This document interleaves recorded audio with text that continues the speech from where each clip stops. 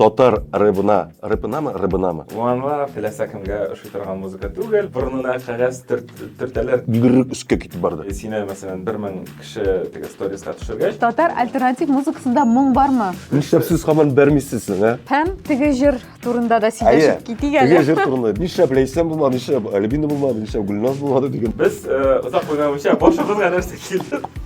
Шуны аңа яздырдык. Татарларны инде Россиядә беләләр. Без башлап карыйк инде, әйме? Без Әйе. күптәннән эфирга чыккан булмады безнең чираттагы кунагыбыз. Мин әйтәмиш, бөтенесендә кычкырып нитеп, игълан итәдер әйме? Акырып, куәт белән. Монда менә бераз гына әкренрәк һәм салмаграк. Чөнки YouTube'да хейтерлары күбәйде Робертның.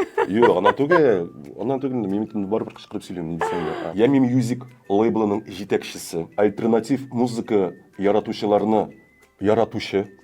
Дөрес әйтәм бит, әйбәт. Һәм аларны берләштерүче. Аларны һичшиксез берләштерүче татар рыбынамы? Рыбына нигез салучыларның берсе, алай да түгел. Үги анасы. Әйе. Ильяс Гафаров.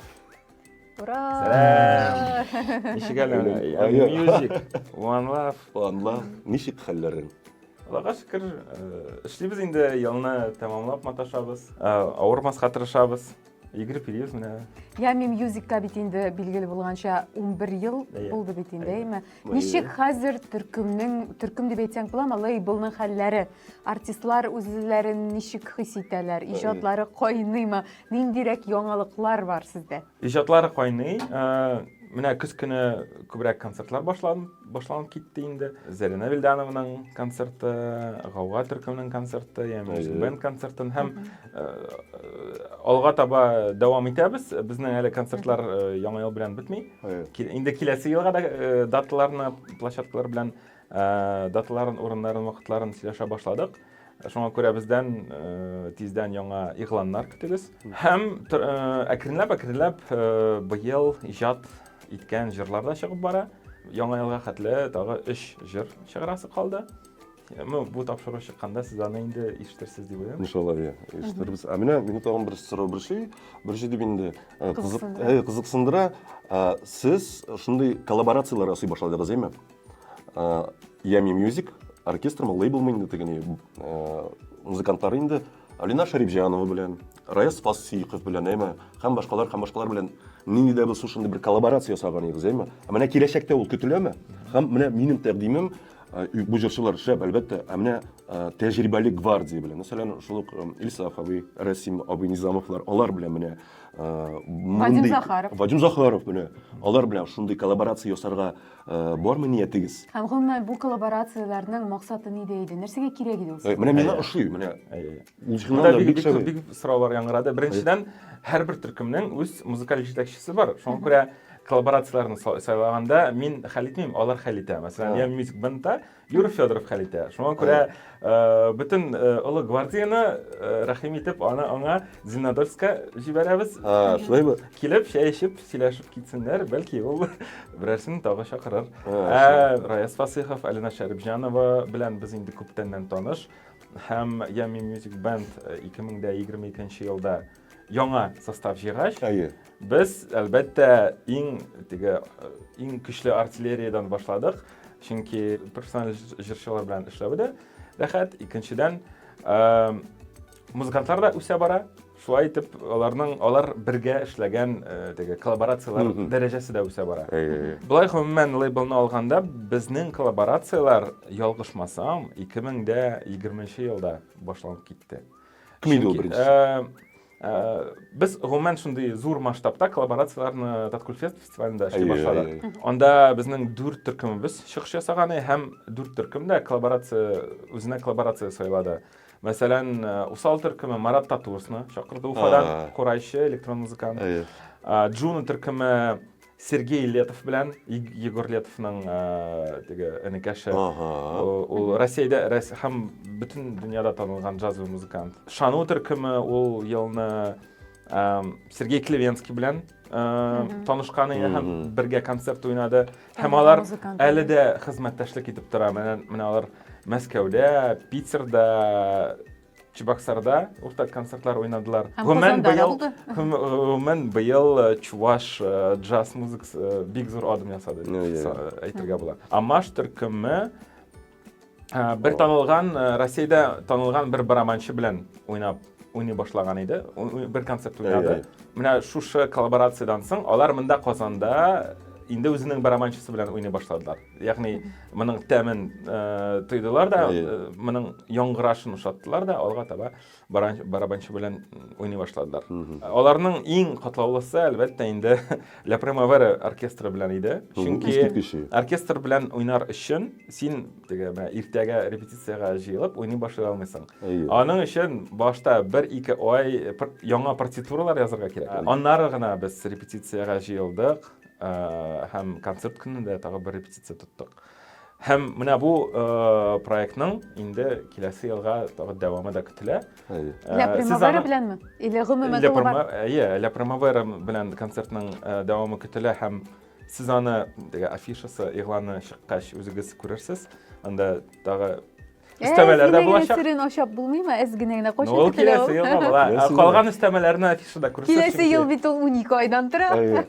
Ни, димәк, гауга түгел инде, менә башка төркем булачак име? Юк, гауга дәвам итә. Шулай менә. Хәтта бу проект эчендә дә тагы өстәмә коллаборация. Аңлашыла. Шәп әйбер. Анда 3нче кат коллаборация китте. Синең үзеңчә менә бу La Primavera оркестры белән шулай бергә чыгыш ясау ниләр бирде гомумән сезгә? Һәм ничек бәялисең үзең? Ну, безнең өчен ул әлбәттә бик дәрәҗәле һәм кызык, яңгырашлы концерт булды. Чөнки альтернатив музыканы әйтәләр бит инде теге теләсә кемгә ошый торган музыка түгел, белгечләр генә ярата дип. Юк, без аны күрдек, Сәйдәш концертлар залы шыгрым тулы иде һәм анда кичкенә балалы гаиләдән алып, олы абыйлар, апаларга хәтле килеп рәхәтләнеп тыңладылар. Ләкин безнең барлык коллаборациялар да катлаулы булырга тиеш дигән сүз түгел. Без һәрбер төркем яшь музыкантларны да чакырып тора, үзләреннән тәҗрибәсе әзрәк булган музыкантларны да чакырып тора. Һәм гомумән төрле стильләр белән бергә концертлар уйный. Менә 1-2 көнлек Джуно төркеменең яңа концерты видео версиясе чыкты. Алар бу концертта этно музыкантлар белән 1-2 җыр уйнадылар. Үзләре арасында булмаган читтән килгән этно музыкантлар белән, ягъни аларның үз проектлары бар я. Алар бер концертларның берсенә килделәр дә Джуно төркеменең гримеркасына. Без сезнең белән ниндидер шул джем уйнарга телибез дип сөйләштеләр дә и 2 атнадан инде яңа концертта инде бергә уйнадылар. Мин аны күзәтеп тә тормадым, ул ничектер үзеннән үзе килеп чыга. Менә башкаручылар белән контракт төзү дигән әйбер бармы ул? Ну, гомумән бар, безнең хәзер без элек җырларны монетизацияләү турында беренче чиратта уйнамаган идек. Без күбрәк аны популярлаштыру, таныту өстендә эшләдек. Ә менә хәзер бездә чыга торган теләсә кайсы җыр ниндидер кызык проектка эләгә ала. Ул да булса спектакль булырга мөмкин. Ул татар режиссерының киносы булырга мөмкин.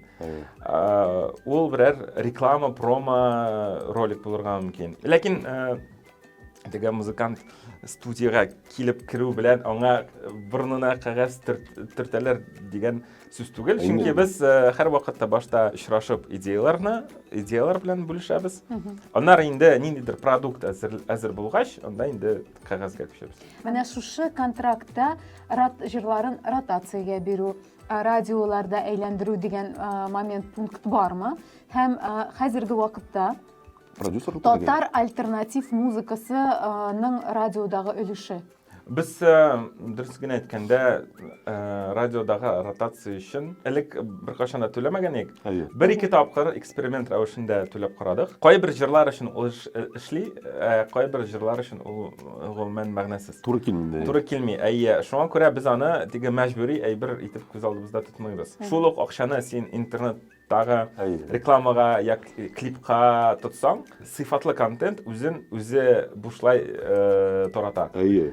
Чөнки безнең беренчедән теге подписчиклар, тамашачыларыбыз үзләре актив, берәр кызыклы контент күрсә, алар аның белән бүлешә, аннары аларның дуслары бүлешә һәм тора бара аннары журналистлар бүлешә башлый. Гомумән, әлеге лейблның үсеше, альтернатив музыканың үсеше 2 ел эчендә мин бит күзәтеп барам сезне.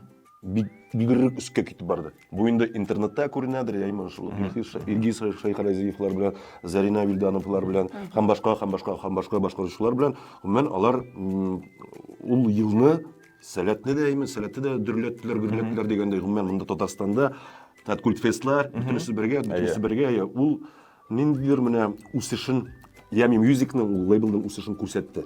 Бер сорау гына бар. Ну мин Робертка җавап бирим инде. Чыннан да синең күзәтүләрең дөрес. Чөнки менә 2018 елда буларны бүтән бу индустрияны берләштерүче фестиваль барлыкка килгәч, гомумән безнең лейблның гына түгел, менә башка юнәлешләрнең дә үсеше тизәеп китте. Элек алар аерым почмакларда, Казанның төрле почмакларында эшләп килделәр һәм үзләренең аудиториясын өчен эшләп, әкренләп кенә үсеп килделәр. Менә зур фестивальгә барысын да берләштергәч, аларның гомум күләм аудиториясы да тиз үсә башлады, чөнки алар бер-берсен шул аудиторияга бер-берсен күрсәттеләр.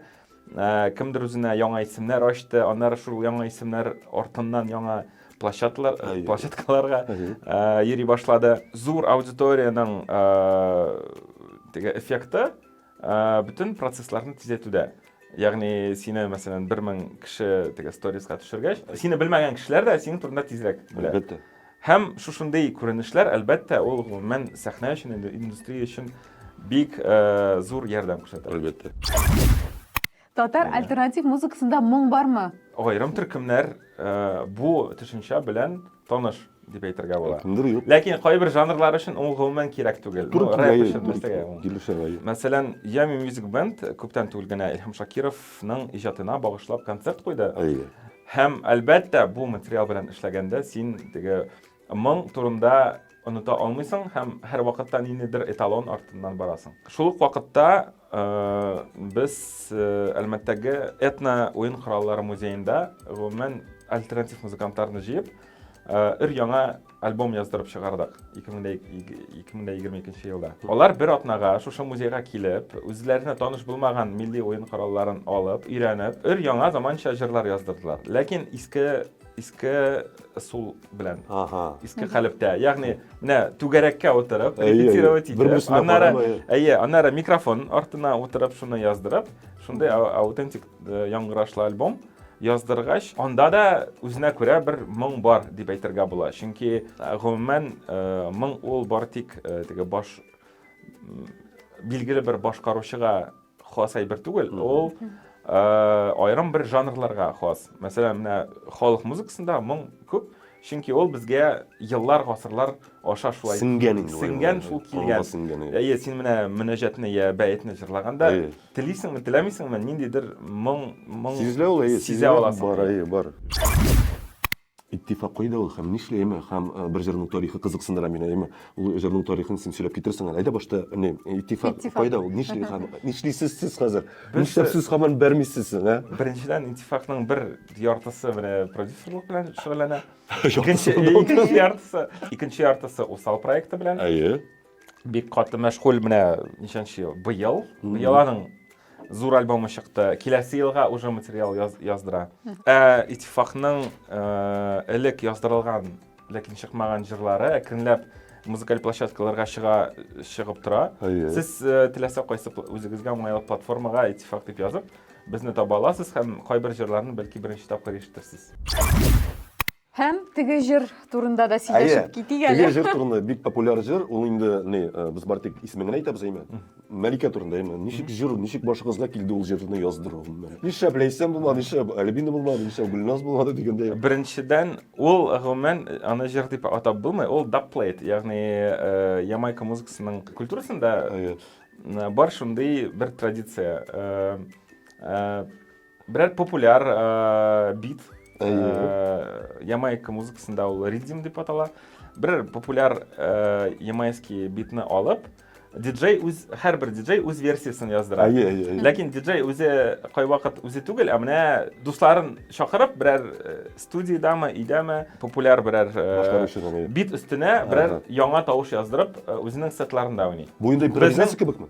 Ул алдан әзерләнгән импровизация. Ягъни безнең диджей да шундый теге ямайский фестивальләрдә катнашып, Россиядә үткән фестивальләрдә катнашып, шундай берләр яздыра башлады. Көннәрдән бер көнне ул менә инде фестивальгә китәр алдыннан безне чакырып, без үзебезнең җырлар өстендә эшләп алдык һәм шул ук вакытта ул безгә шундый бер бит күрсәтте дә әйтте: "Әйдәгез, берәр, шундый җиңел генә, шундый юмористичный бер яздырып, мин анда Мәскәүдә уйнап кайтам" диде. Без озак уйнамыйча башыбызга нәрсә килде. Шуны аңа яздырдык. Аны Мәскәүгә җибәрдек. Бу җырны ниндидер бер хип-хоп я танцевальный радиода куйгач, кешеләр тавыш шалтыратып куярга куйыгыз сорый башладылар. Чөнки аларга беренчедән чит телдә ишетмәгән шундый үзләренә таныш булмаган чит телдәге трек ушады. Икенчедән аларга әйттеләр, бу теге татар телендә, татарларны инде Россиядә беләләр. Шулай итеп кешеләргә шундый прикол, башта Мәскәү аудиториясына. Аннары без аны кисеп ВКонтактеда салдык та инде. Ул бит теге ВКонтактеда теләсә нәрсә загружать итеп, Әлбәттә. таралып китә торган чаклар 2007 еллар. Һәм шулай ул таралып китте халыкта. Чөнки ул елны инде безнең беренче альбом чыккан, һәм кешеләр әкренләп интернетта татарча рэп турында инде татарча рэпне таный башладылар. Әлбәттә. Һәм шулай безнең теге инерция буенча безнең төп альбом белән шундый прикол җырлар да тарала башлады. Yummy Music лейблына инде 11 ел дидек. 11 ел бер уйлаганда теге аз түгел күп кебек әйме, ләкин лейбл өчен әле бу башы гына кебек.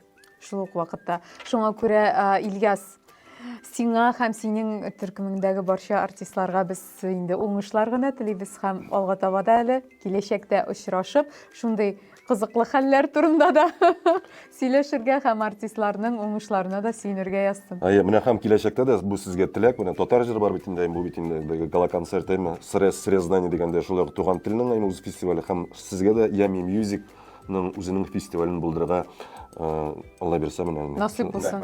Иншалла дип дигән теләктә калабыз, ярыймы? Һәм безне чакырырсыз дигән өметтә калабыз. Киләсе туган көнгә сезне чакырып. Алла берсә. Кем белә, бәлкем ни алып барырбыз да әйме ул концертта. Сез нигә көч? Концерт булыр. Нигә көч сомыйсыз? Ләкин без алдан ук үзебезнең эшләячәгебезне әйтеп куябыз. Юрек яшәп концерт булачак. Шуның белән вәссәлам әйме.